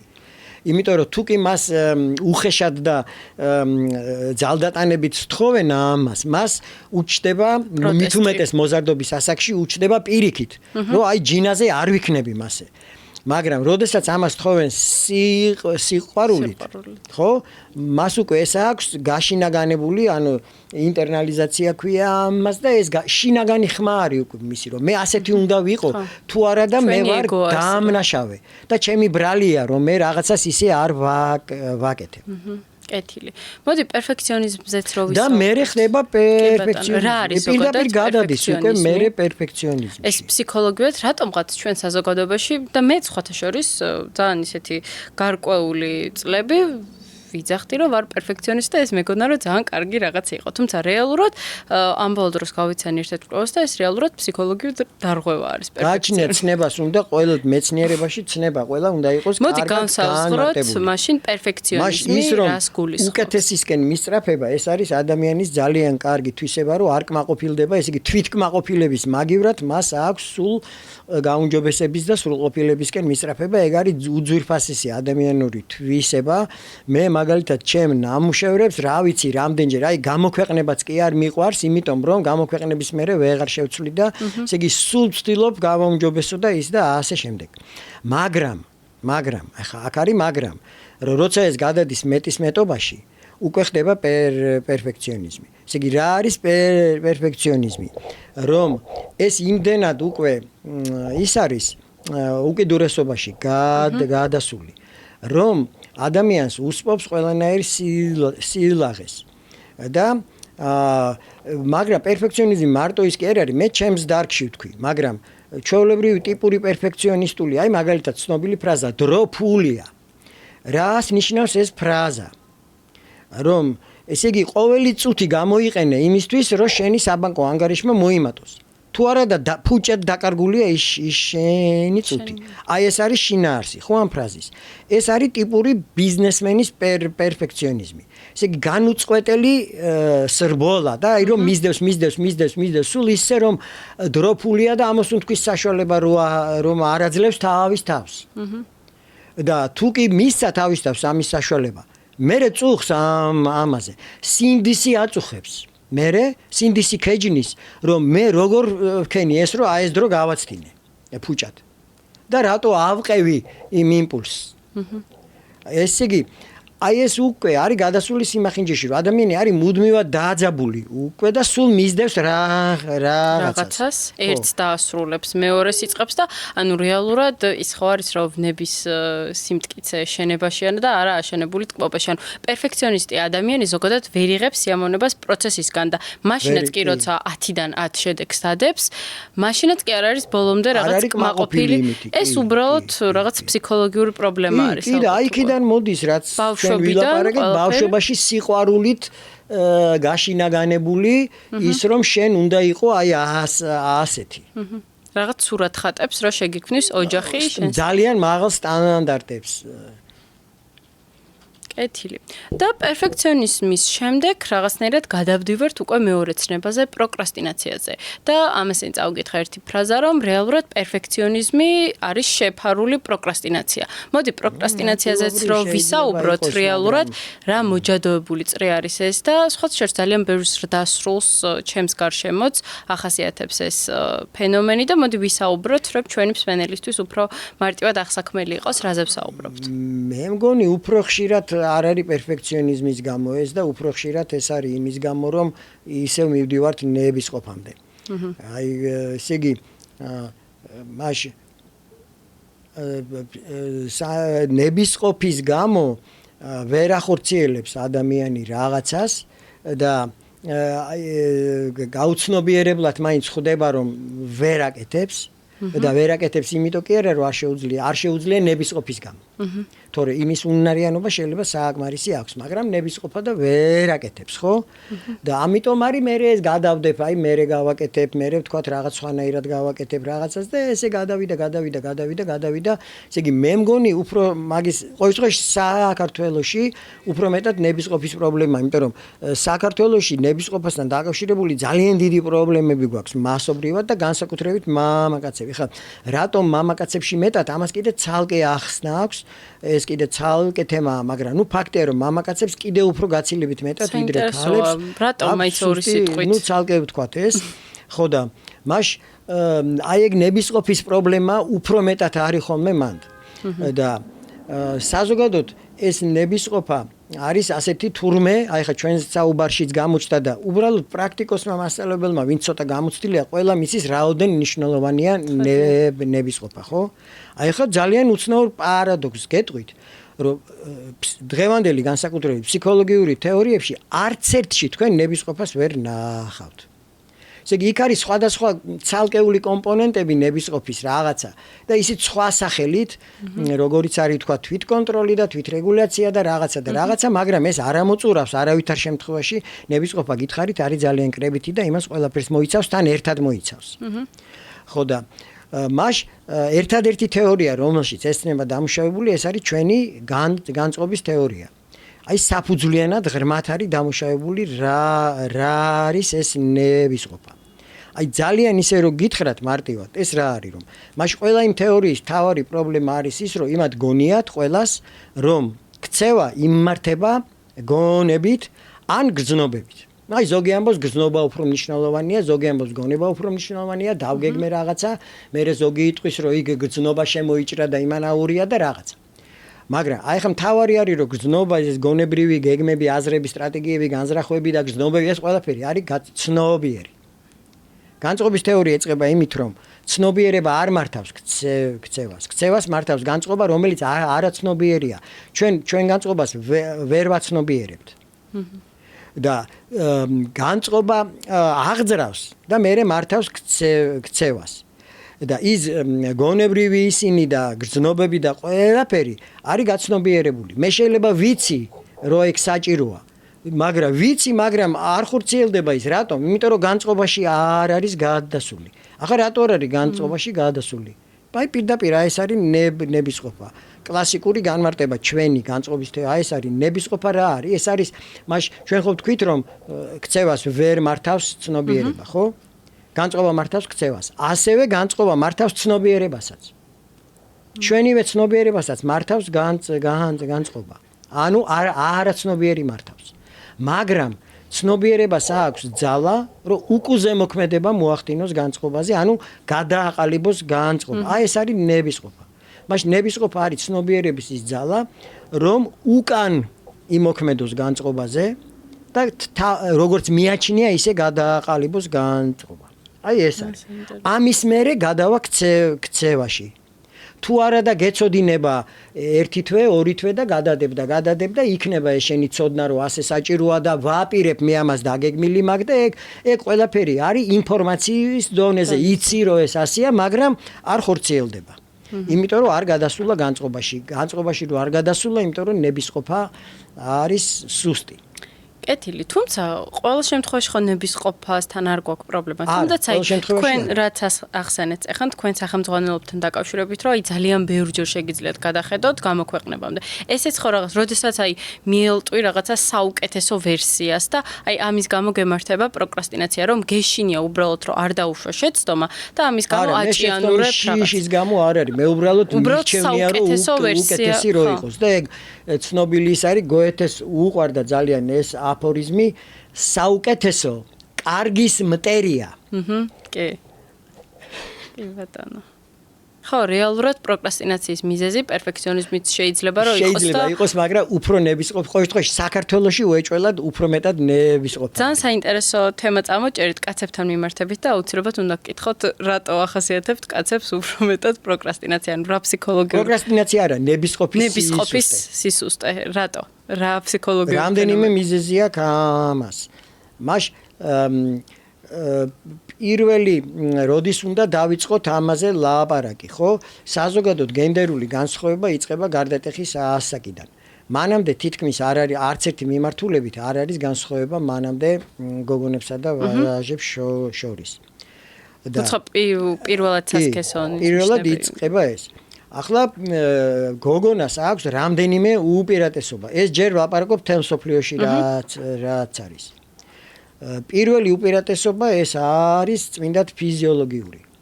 რომ ქალის გარდატეხა და მომწიფება იწყება წელიწად-ნახევრით, საშუალო წელიწად-ნახევრით ადრე. კი. შესაბამისად, საშუალო წელიწად-ნახევრით ადრე იწყება მომწიფებაც მისი და დააღვინებაც. იმ ასაკში წელიწად-ნახევარი არის უდიდესი დრო. ძალიან დიდი დრო, კი. ესე იგი, ქალს გოგონას აქვს წელიწად-ნახევრის ფორა. და ახლა რა გამოდის, რომ სწავლაშიც და ყველაფერში ის გაცილებით მომწიფებულია. უფრო სერიოზულია, სერიოზული და ყველაფერი პასუხისგებლობა და ეს ნებელობითი თვისებები და ეს ყველაფერი ნებისყოფა არის, ხო, კიდე ეს დამავიწყდა მე თქვა რომ ნებისყოფა არის უნარი, რომელიც ყველაზე გვიან ვითარდება. ესე იგი, შედარებით გვიან ვითარდება ლოგიკურ ცნებითი აზროვნები, იმიტომ მაღალი დონის უნარია, აბსტრაქტული ლოგიკურ ცნებითი და კიდევ უფრო მაღალი არის ნებისყოფა და ანუ ყველაზე გვიან ვითარდება. და თან ყველაზე ეს ზოგადი წესია ფსიქოლოგიაში, რაც უფრო მაღალი და გვიანდელია, მით უფრო არამყარია. მაგალითად, ავადმყოფობის დროს და სტრესის და რაღაცის დროს ჯერ მოიშლება ყველაზე მაღალი და ექვედები ჯერ კიდე რჩება. ხო და მაშ ნებისყოფა ყველაზე გვიან ვითარდება და ამაშიც გოგონას აქვს წელიწად-ნახევრიანი უპირატესობა. ეს ერთი. მეორე, ეს არის წმინდად გონებრივი უნარიანობის შედარება. რომ სკოლაში წარმატების მისაღწევად ეგ ნაწილობრივ ცუდია, რომ ცუდად აგებული სწავლებაა, მაგრამ მაინც ამას ვერ გაექცევი, რომ ძალიან მნიშვნელოვანია ტექსტები. მათ შორის ქიმიაშიც კი. ქიმიაში ფორმულებია მნიშვნელოვანი, მაგრამ იქაც კი უნდა ტექსტი წაიკითხო. და მერე მასწავლებელს მოუყვე ან შეკითხვას გაძლევს და დაუსაბუთო. ეს ყველაფერი არის ენობრივი უნარიანობაზე დამოკიდებული. და ქალებს ძლიერი აქვთ უფრო ენობრივი, ნუ გამონაკლისები ბევრია, რა თქმა უნდა, მაგრამ საშუალოდ ქალებს ენობრივი უნარიანობა ძლიერ თემ სოფლიოში ენობრივი უნარიანობათა და ლოგიკაშიც კი, ლოგიკის ტესტში, ოღონდ ლოგიკა, რომელიც მსჯელობაზეა დამყარებული, გოგონებს აქვთ უფრო მაღალი ქულები ვიდრე ბიჭებს. ამიტომ ის სტერეოტიპი რო არის ქალური ლოგიკა და რაღაცა ეს უაზრობა არის. მაშინ როდესაც ლოგიკა ეს სტერეოტიპია. ეს სტერეოტიპია. როდესაც ლოგიკა არის ჩამოყალიბებული სიტყვიერად და სიტყვიერი მსჯელობით უნდა გასცე პასუხი, იქ გოგონებს აქვთ თელმსოფ გარდა მუსულმანური სახელმწიფოებისა, სადაც უბრალოდ ქალები იჩაგრებიან. ხო, იქ იჩაგრებიან და დანარჩენი ყველგან, მათ შორის ჩინეთში და იმაშიც კი, იქაც გოგონები ჯობნიან. მაშ ენობრივი უნარიანობა. ამიტომ ენობრივი უნარიანობის გამო გოგონა უფრო კარგად პასუხობს მასწავლებელს, უფრო კარგად წერებს, უფრო და ასე შემდეგ. ეს მეორე უპირატესობა. მესამე უპირატესობა, ეს არის სოციალური უნარიანობა, რომელიც აგრეთვე გოგონებს უფრო ძლიერი აქვთ. ამის გამო გოგონა უფრო ხათრიანია. ესე იგი გოგონასთვის უფრო ძნელია, რომ აწყენინოს მამას, აწყენინოს მასწავლებელს. და უფრო მეტად ინდომებს. თან ნებისყოფაც უფრო ადრე აძლევს ამის უნარს, რომ უფრო მეტად მოინდომოს. და საინტერესოა. ეს სამი, ხო? კიდეა. მეოთხე უკვე საქართველოს სპეციფიკა არის მახინჯური აღზრდა. როდესაც ბიჭებს ანებიურებენ უკვე დედა რო ანებიურებს და ნუ ეგ მე ეს ცუდი მიჯაჭულობა რო იკრება დედასა და ვაჟიშვილს შორის და ამას კიდე ცალკე უდიდესი პრობლემები აქვს და ფსიქოთერაპიაზე მაგასთან მიწევს ხოლმე მე დიდი მუშაობა მე. თუ მოდიან. მოდიან ხოლმე კი, იმიტომ რომ ამის გამო კი არ მოდიან, სხვა პრობლემებია და მე იმან კი არ იცის რომ ამის გამოა, მაგრამ ეს არის ხოლმე მე არ ვამბობ ერთადერთი, მაგრამ ერთ-ერთი არის ხოლმე ეს პრობლემა. ნუ შეიძლება არა მარტო ეს, მაგრამ ეს გვიშლის ხოლმე ხელს რა. კი ბატონო. ანუ ეს 4 ძირითადი მიზეზი არის. იცის იმას რომ მაშ ბიჭს უფრო მეტად აუცრუდება გული, მით უმეტეს როცა სასწავლო პროგრამა სრულებით არ არის ბავშვზე გათვალისწინებული და მართლა ცუდია ის პროგრამა და გოგონა კიდე რაღაცნაირად იძაბება და რაღაცას კიდევ ხათრით და იმითი და ნებისყოფით და ენობრივი უნარიანობით რაღაცას ახერხებს და ეს ბიჭი ადგება და გადაყრის იმას სულ და მორჩა რა, აი აღარ მინდა და ისა. და ეს უნივერსიტეტშიც გრძელდება ახლა აი მაშინ აი ჩემი სტუდენტები ხო აი სულ განსხვავებული ქცევა არის გოგონებისა და ვაჟების აი უბრალოდ ტიპი რა აი ქცევის ტიპი რა ესე იგი გოგონა ცდილობს უფრო მეტად ყურადღებიანი იყოს უფრო საქმეზე და ბიჭისთვის თითქოს სირცხვილია ეს და ბიჭი უნდა იყოს გინდა თუ არა ეგ სტერეოტიპი როლი რაღაც უაზრო ეგ რო აი უკანა მერხზე უნდა იყოს და არ უნდა იყოს აქტიური და ნაკლები უნდა იმეცადინოს და ასე შემდეგ რა ეს უკვე იმას იმდენად ეს ჩაებეჭდა რომ ეს გადავიდა უკვე მის გაუცნობიერებელ როლში რომ აი ასეთი უნდა იყოს კაცი და საინტერესოა. არასდროს არ მიფიქრია მაგაზე და ესე იგი, ისეთი არგუმენტირებული მსჯელობა შედგა ამ თემაზე. ძალიან საინტერესო არის ასევე, მაინტერესებს თქვენი აზრი ამ სტერეოტიპზე. მეც სკოლის პერიოდში და დარწმუნებული ვარ თქვენს გაგიგიათ, რომ აი ბიჭები უფრო კარგად სწავლობენ მათემატიკას და უფრო მოდი ამაზეც რო ვიმსჯელოთ. კი, მე გითხარით თქვენ ქალის ორი უპირატესობა გითხარით გონებრივი მხრივ, ბაში ერთი არის ენობრივი უნარები და მეორე არის სოციალური უნარიანობა. ეს ორივე ქალებს აქვთ გაცილებით ძლიერი საშუალოდ, მაგრამ სამაგიეროდ მამაკაცსაც აქვს უპირატესობა. ეს არის აბსტრაქტული აზროვნება. აბსტრაქტული აზროვნება უეჭველად. ამიტომ სადაც არის აბსტრაქტული ფორმულები ან აბსტრაქტული სქემები და ნაახაზები. აი თქვათ ტექნიკური ნაახაზი. აი რაღაცა ხელსაწყოა და მოყვა ამას ინსტრუქცია და იქ არის ნაახაზი, ხო? აი ქალებს გაცილებით უფრო მეტად უჭირთ იმ ნახაში გარკვევ. რა თქმა უნდა, კიდევ ვიმეორებ რა გამონაკლისები აუცილებლად იქნება, მაგრამ საშუალო სტატისტიკურად ასეა. თუმცა აქაც მივდივართ რა თემაზეც დავიწყეთ ნებისყოფამდე. თუ კაცს აქვს მაგალითად აბსტრაქტული აზროვნების, ასე ვთქვათ, კარგი უნარები და ნიჭი აქვს, მათემატიკური, თუმცა არა ნებისყოფა, რა თქმა უნდა, აქ მისი ნიჭი ვერ გამოვლინდება.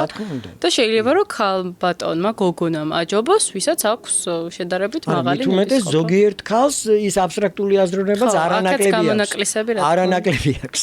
კი ბატონო. ძალიან საინტერესო ფენომენია, იმიტომ რომ ეს სტერეოტიპი მეგონა და ანუ რეალურად ყოფილა რაღაცა სიმართლის მარცვალი ამ ფენომენშიც. ნუ კიდე ერთი რამე არის, ახლა მამაკაცები ძალიან რო არ დავჩაგროთ, კიდე ერთი ის არის, რომ რაშია კიდე მამაკაცი უფრო ძლიერი. აბა დავუტოვოთ რა. შემოქმედებითობაში. აი ეს უფრო ძლიერი აქვს მამაკაც, იმიტომ რომ თავისი ბუნებით მამაკაცის ფსიქოლოგია არის მაძიებელი. და ქალის ფსიქოლოგია არის დამცველი და შემნახველი. ნუ ის პირველ რიგში ოჯახს და ბავშვს უნდა შვილს უნდა გაუფრთხილდეს და დაიცვას და შეინარჩუნოს ის მყარი ისტორიულიც არის და ეგ გენეტიკურ ჩვენს იმაში არა ეგ უღრმეს არაცნობიერში რასაც კოლექტიური არაცნობიერი ქვია ეს არაცნობიერის უღრმეს ფენებშია ეს და მამაკაცი მაძიებელია და ამიტომ ნუ უფრო შემოქმედებითობა მას უფრო მეტად ამიტომ ორივეს თავისი უპირატესობა აქვს და ორივემ უნდა გამოიყენოს თავისი ძლიერი მხარე და ერთმანეთი უნდა შეავსონ. ცხადია. კი და პლუს ამას ნებისყოფაც სჭირდება რა თქმა უნდა. ნებისყოფა ორივეს თანაბრად სჭირდება. ძალიან საინტერესო იყო. მადლობა მართლა ამ ინფორმაციისთვის და იმედი მაქვს რომ ჩვენი მსმენელისთვისაც და მაყურებლისთვისაც სიახლე იქნება ეს ყველაფერი. და მოდი ბოლოს ახლა რომ შევაჯამოთ ჩვენი რაღაცა საუბარი, ერთი რჩევა რომ მივცეთ მშობლებს და მასწავლებლებს, როგორ შეუწყოთ მოკლედ ხელი, რომ ბავშვმა მაქსიმალურად გამოავლინოს მისი პოტენციალი. ეს იქნება საშუალო ნიჭის შემთხვევაში თუ მაღალი ნიჭის შემთხვევაში. როგორ შევქმნათ გარემო, სადაც ბავშვი თავისუფლად შეძლებს მისი პოტენციალის გამოვლენას და არ დაიბლოკება ეს შესაძლებლობები მათში. მე უკვე გითხარით ზომიერად ძნელი დავალებები. თანაც ეს არ ეხება მარტო სასკოლო საგნებს. ეს ეხება ყველაფერს. მაგალითად ის რომ ბავშვი უნდა შრომობდეს პატარობიდანვე. დედას ეხმარებოდეს, მამას ეხმარებოდეს და იქაც იგივე პრინციპია უღუნ. ზომიერად ძნელი დავალება იქაც. ასევე ნებისყოფის განვითარებაც საჭიროა. მაგალითად დღის რეჟიმი. დღის რეჟიმი არის ერთ-ერთი პირველი ის ნებისყოფა, რომ ესე იგი მე კი მინდა ახლა რაღაცა, მაგრამ აი ახლა არ არის ამის დრო და ცოტა უნდა მოვითმინო. ესა, მაგრამ ესეც უნდა იყოს ზომიერად ძნელი. და თანაც ინდივიდუალურად ზომიერად ძნელი, იმიტომ რომ ზოგ ბავშვს მეტად შეუძლია ეს მოთმენა, ზოგს ნაკლებად. მაგრამ ყველა ბავშვისთვის უნდა იყოს ზომიერად ძნელი. აი ამ ინდივიდუალური ბავშვისთვის ზომიერად ძნელი დავალებები ყველაფერში. ეს არის ერთ-ერთი მთავარი აღზრდის ოქროს წესი. ზომიერად ძნელი დავალებები. მეორე წესი, ოქროს წესი არის პირადი ცოცხალი მაგალითები. ჭკუის სწავლება და ჩიჩინი არ არის ნაყოფიერი. ხოლო არა, პატარობაში შეიძლება, მაგრამ შედეგს არ გვაძლევს. ძალიან ცოტა შედეგს გვაძლევს. და მოზარდობის ასაკში უფრო ხშირად უკუქმედებას გვაძლევს. მაგრამ პირადი მაგალითი.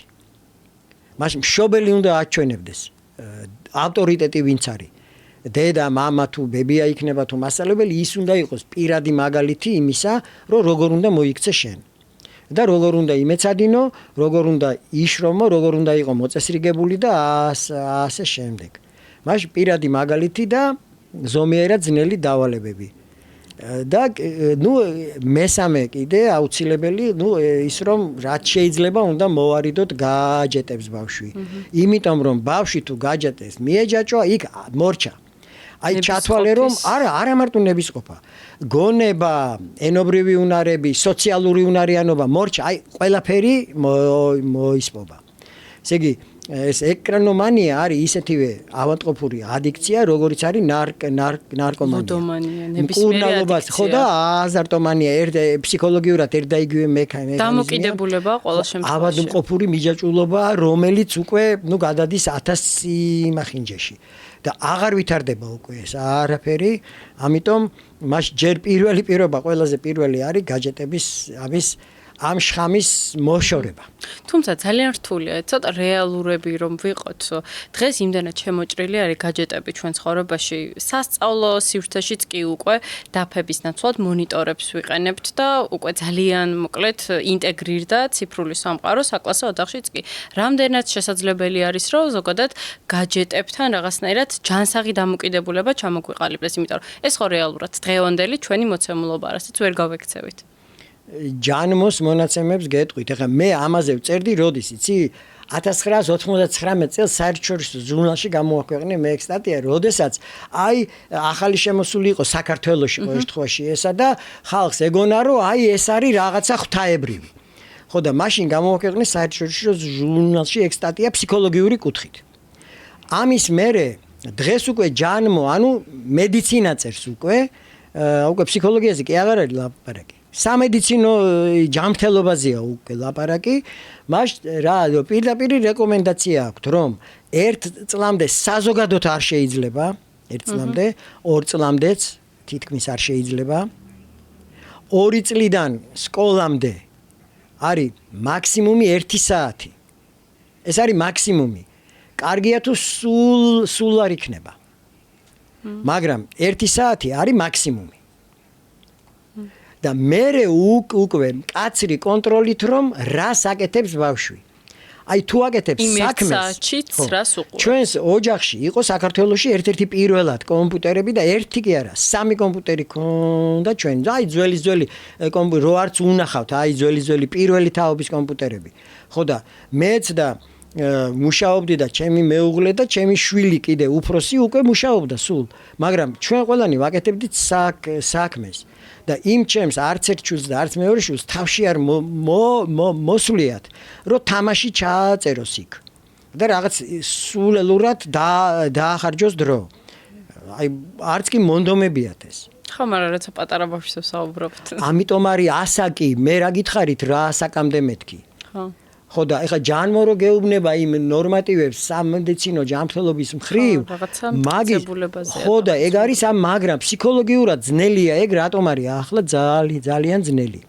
რომ ეს თუ გადაიქცა როგორც ჯილდო, აი ეგ მაშინ კიდე უფრო უარესი არის. ხო, კარგად იმეცადინეთ. ხო, აი მე ჩაგირთავ კომპიუტერს, ხო, ნუ ეგ ყველაზე უარესია რა. რომ მე მოგცემ ტელეფონს თუ კი კარგად მოიქცევი. ესე იგი ეს ყოფილა საოცნებო ჯილდო, ხო? ნუ ეგ ამიტომ ის 1 საათი რო ვამბობ, ეს არის სამედიცინო, მაგრამ ფსიქოლოგიურად ის 1 საათი როგორ მიდის ბავშვამდე, ეს არის გადამწყვეტი. კი. და აქ სამნიშნავია რომ მშობელმა გააკონტროლოს. არავითარი ჯილდო არ უნდა იყოს ეს. კი ბატონო. თუმცა როგორც ვახსენე, ვერ გავექცევით მაინც ამ მოცემულობას, ჩვენ შეიძლება ის 1 საათი დაუწესოთ. რატო ვერ გავექცევით? გარკვეული ასაკის შემდეგ, როცა გარდატეხის ასაკში. კარგი, აი კონკრეტულ მაგალითს გეტყვით, გერმანიაში მოხდა ეს, ჩემი ნაცნობის ოჯახი ჩავიდა ზაფხულში, მთელი ოჯახი ბავშვიანად. და იქ მივიდნენ ოჯახში, იქაც ბავშვი იყო. ოღონდ ქართველი ბავშვი იყო 1 წლი თუ 2 წლით უფროსი ვიდრე გერმანელი ბავშვი, ხო? ჩავიდნენ თუ არა, ჯერ კიდე ბარგი არა აქვთ ამოლაგებული და ამ ქართველმა ბავშვმა მაშინო პლანშეტი ამოიღო და დაიწყო ისა. ახლა გერმანელებმა უთხრეს ჩვენებს, რომ ძალიან გთხოვთო რომ ჩვენთან როცა ხართო ოჯახშიო, ხო, არ დამანახოთო ეს ისაო რა. ოჯახის პლანშეტიო. აი გარეთო ქალაქში რო ისეინოთო, რაც გინდა ხე რა ჩვენი საქმეაო, მაგრამ ჩვენ არ გვინდაო, რომ ჩვენ შვილს ცუდი ესო უფროსიაო, ავტორიტეტიაო ჩვენი ბავშვისთვისო. და არ გვინდა ცუდი მაგალითიო ჩვენი შვილისთვისო. მათ არ ქონდათ ოჯახში არავითარი гаджеტი. ხა აი გეუბნები, ხა ეს იყო 1-5 წლის წინ. დღეს გაცილებით უფრო გამკაცრებულია. ალბათ მოკარით ყული ავსტრალიაში და იქ ნორვეგიაში უკვე საკანონმდებლო დონეზე იწყებენ ზრუნვას და 5 წლის წინ უკვე ოჯახებში იყო ეს, რომ არავითარი гаджеტი, ვინც თავის შვილზე მართლა გულით ზრუნავს. კეთილი. კი ბატონო, ანუ რეალურად ოჯახის კულტურისგან და დამოკიდებულებისგან და აღზრდის სტილიდან მოდის ეს ყველაფერი. მაგრამ მაინც როგორ შეგვიძლია, რომ гаджеტები ვაქციოთ რაღაცა დამხმარე საშუალებად და არა რაღაცა დამატებით, რაღაც გართობის რაღაც სტიმულად. რა და უნდა კონდეს დავალებები ბავშვს, რომელსაც გააკეთებს იმითი. და გააკეთოს იმითი, მაგრამ ამას უკვე ნებისყოფა უნდა. კი, ნებისყოფა უნდა. ხო და რამდენი ის არის რომ გონია მშობელს რომ აი ჩემი შვილი სულ კომპიუტერთან ზის და ასეთი კარგად იცის ყველაფერიო და მოდის და ექსელის ცხრილის აწყობა და იმის გამოთვლა არ შეუძლია, რა ქვია, ჯამების გამოთვლა არ შეუძლია. თქვენ გონიათ იმან მართლა იცის ის კომპიუტერის გამოყენება საქმისთვის ვერ იყენებს. იმან იცის ის რაღა, აი ესე. მაიმუნი რო სწავლობს. აი ხო იცით, სერიოზულად გეუბნებით. რამდენიმე ადგილას მაიმუნს ასწავლეს, უბრალოდ თიც ვერ იმაშვება. მაგრამ ის გაუკეთეს ისეთი რაღაცა სპეციალური რომ მოახერხოს დააჭიროს საჭირო ადგილას და მაიმუნს ასწავლეს გაჯეტებზე მანიპულაციები.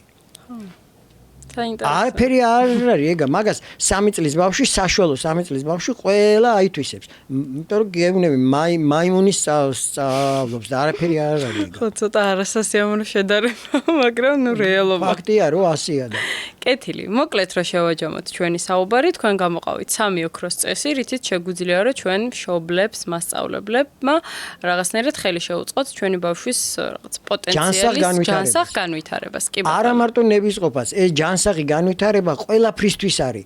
ნებისყოფაც, გონებაც, ზრდილობა, კულტურა, ყველაფრისთვის პიროვნული განვითარება, პიროვნული თვითგანხორციელების ხელშეწყობა, აი ერთდროულად ყველაფრისთვის არის ეს კარგი.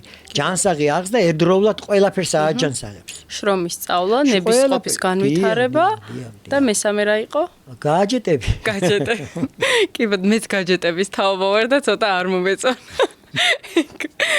შესავალი, მაგრამ ნუ რა თქმა უნდა რეალობა არის და თან ჯანმო რა თქმა უნდა მაგას მტკიცებულებებზე დამტკიცებით და ასე ვთქვათ დაყრდნობით აქვეყნებს.